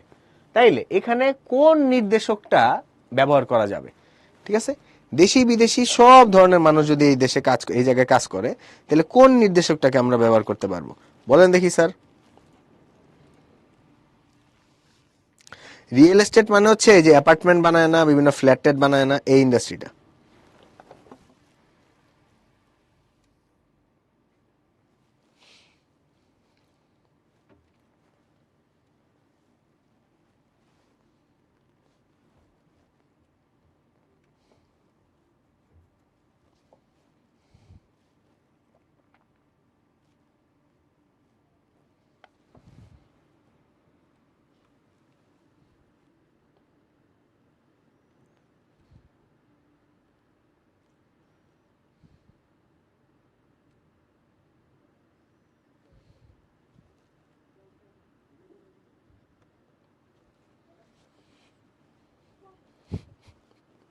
তোমাদের মেসেজ গুলো এত ইন্টারেস্টিং।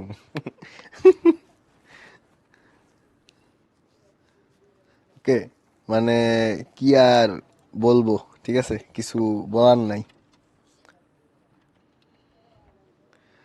ওকে, দেখো, প্রথম হয়েছে সায়েদ, তারপর ফাহমিদা, তারপর তাসফিয়া, ফখরুল ইসলাম, আশফাক করিম, ইসরাফিল, সালমান, ফারজানা, তাশফিক, আহসান। ওকে স্যার, দেখেন এইটা হবে মোট দেশজ উৎপাদন। কেন? এখানে দেশি আছে, বিদেশি আছে, ঠিক আছে। দেশি আর বিদেশি যেখানে একসাথে পাবা, দৌড়ে যায় জিডিপি দাগাবা, মানে হচ্ছে দেশজ উৎপাদন দাগাবা, বুঝতে পারছো? দেশি বিদেশি একসাথে থাকলেই এটা হচ্ছে কি দেশজ উৎপাদন। আর দেশের নাগরিক প্লাস প্রবাসী আয়, এই দুইটা একসাথে মিলে গেলে মোট জাতীয় উৎপাদন হয়ে যাবে, ঠিক আছে। আচ্ছা, এরপরে ভারী শিল্পের অন্তর্ভুক্ত কোনটা? এটা তো ইজি। ভারী শিল্প বলতে কি বোঝায়? ভারী শিল্প মানে হচ্ছে যেই শিল্পটা হচ্ছে মানে অনেক অনেক হেভি জিনিসপত্র লাগে, বেশ ভারী জিনিস তৈরি হয় এটা দিয়ে, এবং এটা উৎপাদন করতে অনেক বেশি মানে ঝামেলা পোহাইতে হয়। এগুলো সবই হচ্ছে কি ভারী শিল্পের অন্তর্ভুক্ত। সো লোহা এবং ইস্পাত, এটা কি হবে? ভারী শিল্পের অন্তর্ভুক্ত, ঠিক আছে। এবারে কুইজ নাম্বার 4, ক নামক রাষ্ট্রে জনসংখ্যা হচ্ছে 5 কোটি এবং ওই সময় দেশের জাতীয় আয় হচ্ছে 70,000 কোটি মার্কিন ডলার। তাইলে এই দেশটার মাথাপিছু আয় কত ডলার হবে? বলো দেখি কিভাবে তোমরা এই হিসাবটা করবা। খুবই ইজি কিন্তু।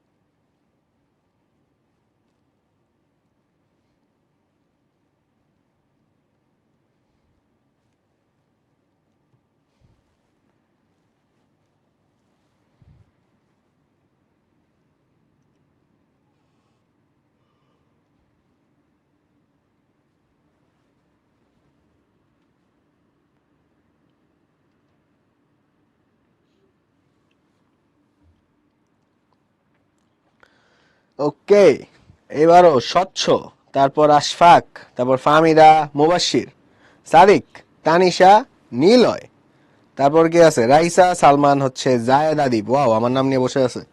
আচ্ছা, সো দেখো সিম্পল, এই কোটি, এই কোটি, কোটিতে কোটিতে কাটা, তারপর হচ্ছে 70-এ ভাগ দিবা হচ্ছে 5 দিয়ে, 70-এ 5 দিয়ে ভাগ দিলে কত হয়?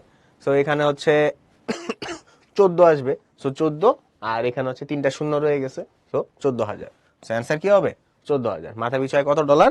$14,000। কি পরিমাণ টাকা পয়সা ইনকাম করে দেখছো? এরা অতি বড় লোক কান্ট্রি, অতি বড় লোক। সো এই রাষ্ট্রের অর্থনীতিতে আমরা কি ধরনের বৈশিষ্ট্য দেখবো? এই রাষ্ট্রের অর্থনীতিতে জনগণের অবশ্যই মৌলিক চাহিদা নিশ্চিত হবে, হবেই হবে, এনে কোনো মিস নাই। দেশব্যাপী বিনোদন ব্যবস্থা থাকতেও পারে, নাও থাকতে পারে, ঠিক আছে, এটা আমরা ধরতেছি না। আর অনুন্নত দেশের উন্নয়ন কার্যক্রমে এরা সহায়তা করে, এরা গরিব দেশগুলোর টাকা পয়সা কিছু দেয়, যেমন ইউএসএ আমাদেরকে টাকা পয়সা দেয়। সো বিনোদন ব্যবস্থা এটা ডিপেন্ড করে, সব জায়গায় থাকবে এই বিষয়টা ম্যান্ডেটরি না, কিছু থাকতেও পারে, কিছু নাও থাকতে পারে। সো অ্যান্সার হচ্ছে কি 1 এবং 3, বি হচ্ছে অ্যান্সার। ওকে, সো এবার কুইজ নাম্বার 5, উন্নত দেশের জনসংখ্যা বৃদ্ধির হার কেন বেশি? উন্নত দেশে কেন জনসংখ্যা বেশি বৃদ্ধি হয়? ওকে, যাদের পোল পরে আসতেছে তাদের, তোমরা হচ্ছে এই যে তোমার স্ক্রিনের উপরে দেখো একটা লাল রঙের বাটন আছে, ওইখানে লাইভ লেখা আছে। হ্যাঁ, তুমি লাল রঙের বাটনে ক্লিক করো, তাইলে তোমার হচ্ছে পোলটা সাথে সাথে চলে আসবে। ওকে, বিকজ মানে আমার এখান থেকে আমি টাইমলি পোল ছাড়তেছি, সো এটা তোমার এখানে সরাসরি চলে আসার কথা।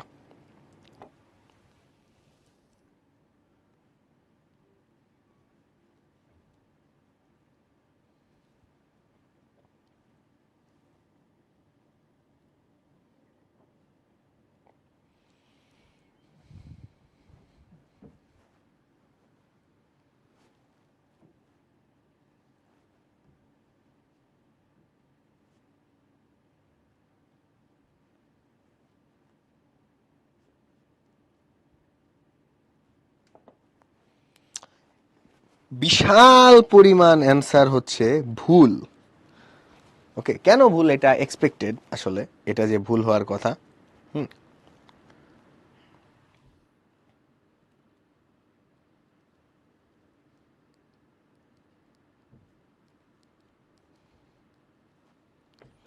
ওকে, কিরে, পাবলিশ হচ্ছে?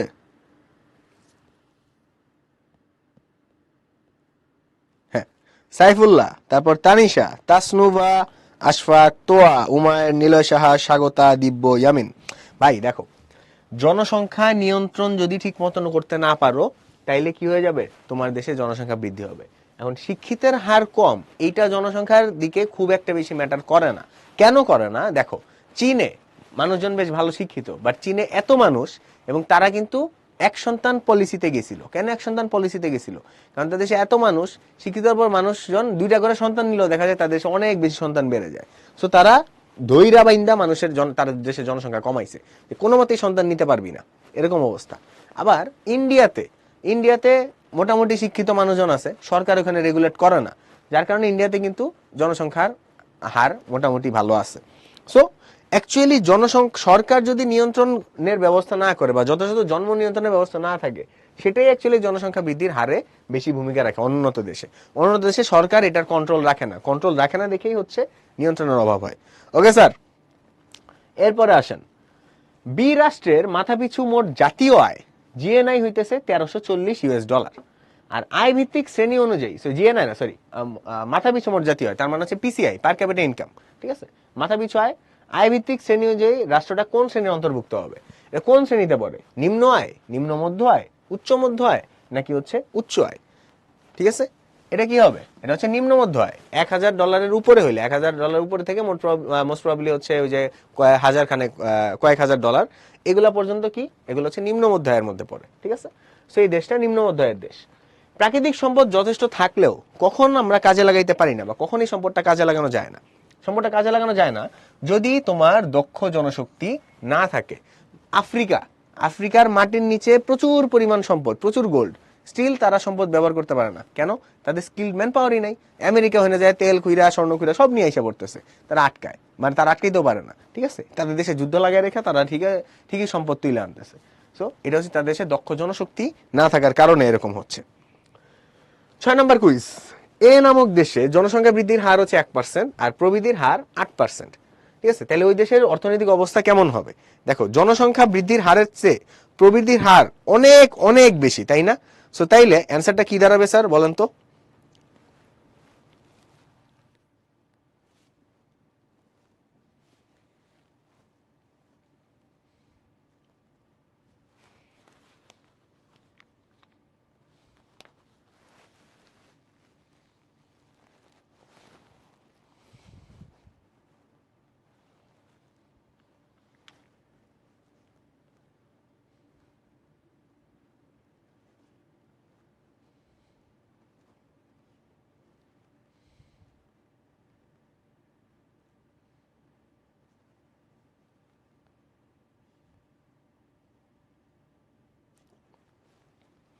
ওকে,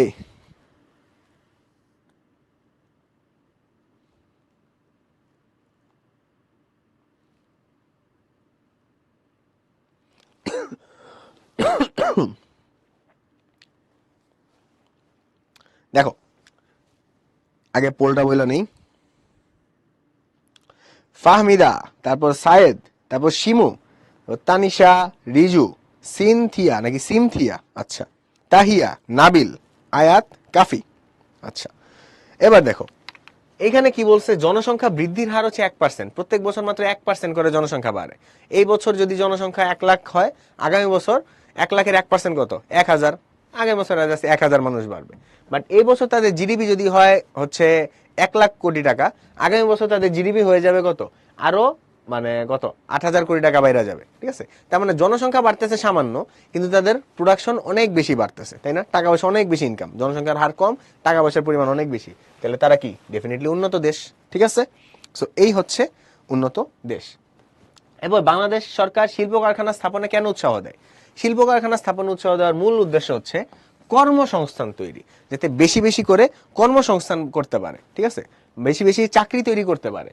কারণ চাকরি বেশি বেশি শিল্প কারখানা করলে ওখানে জায়গায় জায়গায় মানুষজন লাগবে কাজ করার জন্য। মানুষজন যে ওখানে কাজ করলে কি হবে, বেশি বেশি মানুষ হচ্ছে আনএমপ্লয়মেন্ট দূর হবে, মানুষের টাকা পয়সা ইনকাম হবে। ওকে, তো এই কারণে শিল্প কারখানা বেশি বেশি বানানো দরকার। এরপরে দেখো, আন্তর্জাতিক বাণিজ্যের লেনদেনের ক্ষেত্রে বাংলাদেশ কিভাবে উন্নতি করতে পারে। ঠিক আছে, বাংলাদেশ কেমনে উন্নতি করতে পারে?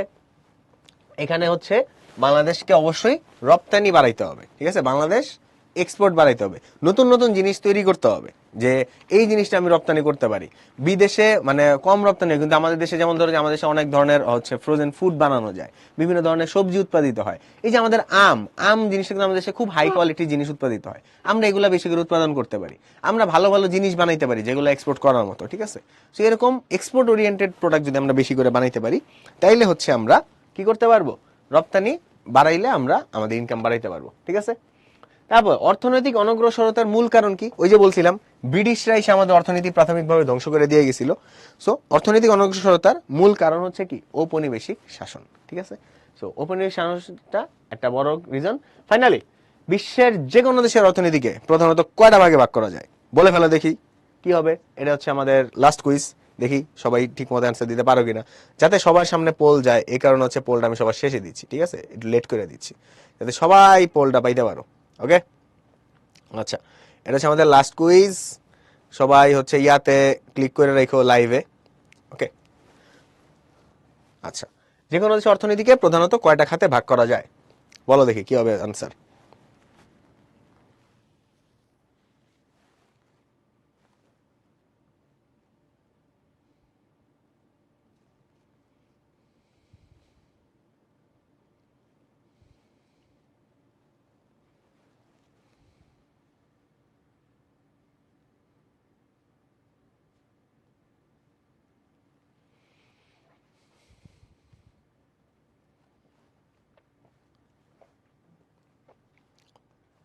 এটা শুরুতেই বলছিলাম, শুরুতে এটা নিয়ে কথা বলছিলাম, তোমরা সবাই ভুলে গেছো। এটা আমাদের ক্লাসের পড়া থেকে এই কুইজটাকে দিয়েছি।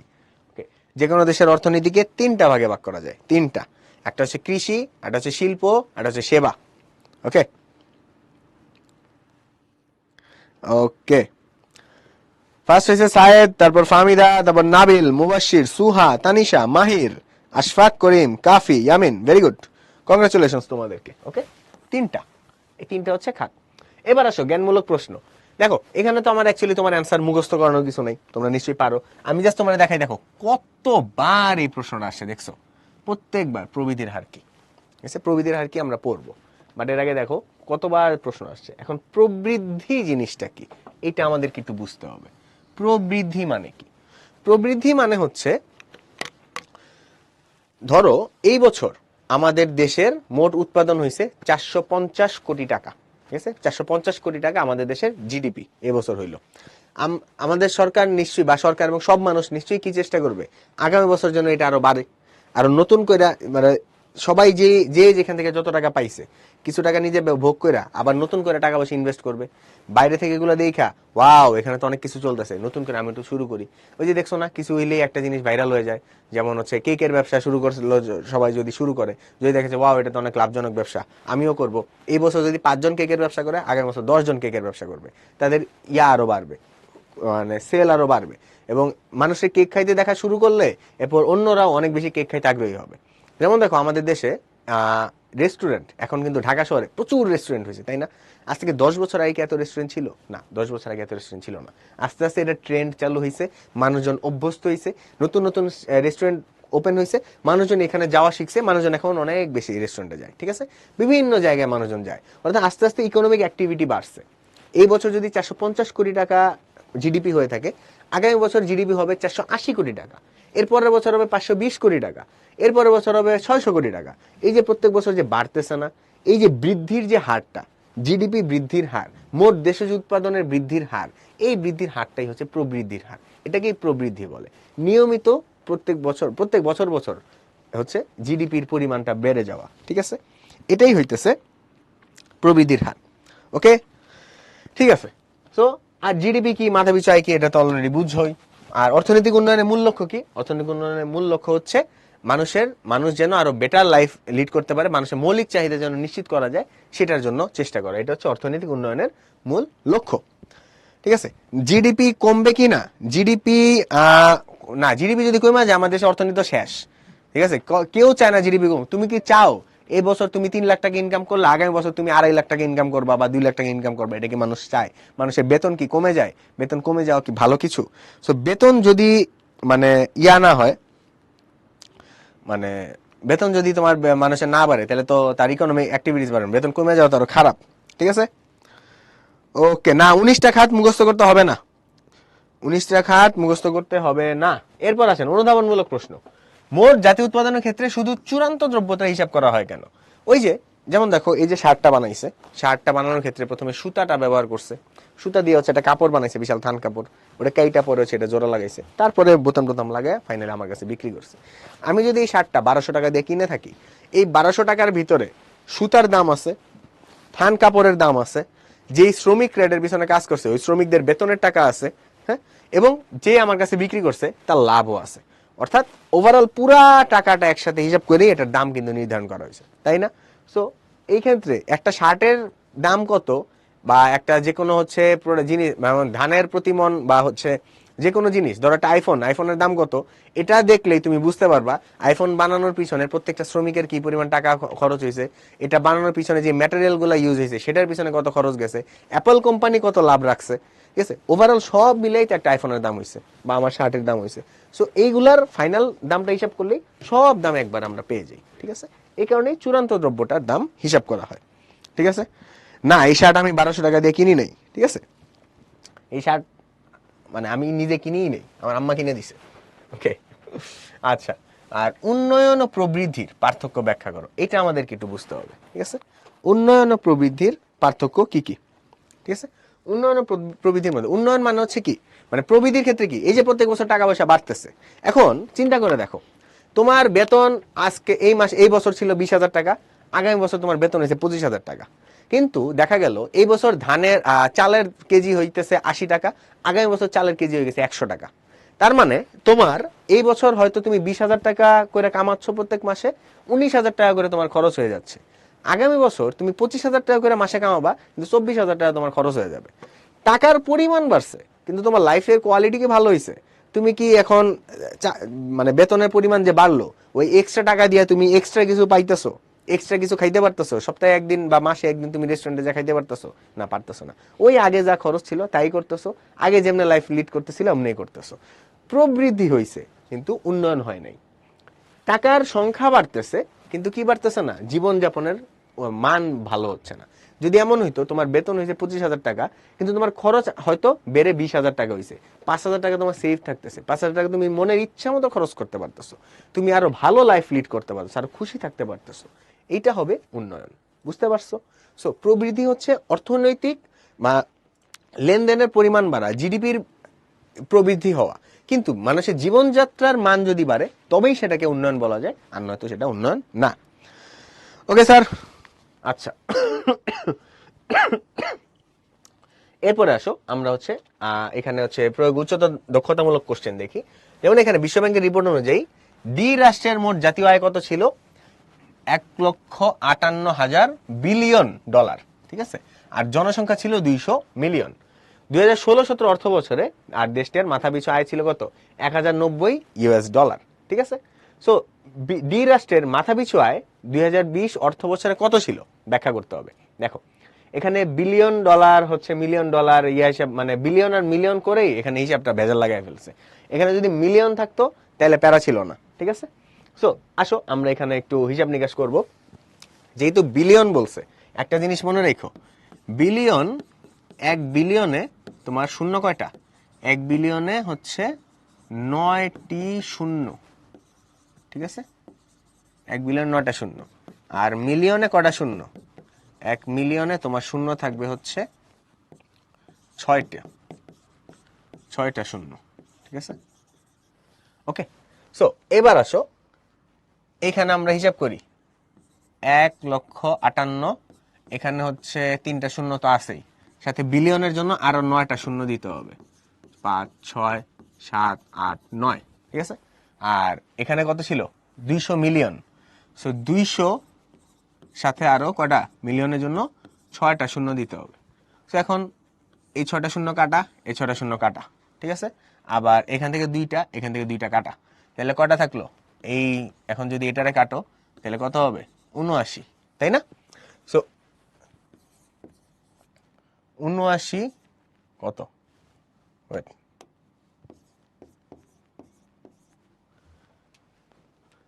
এখানে কত পাচ্ছি?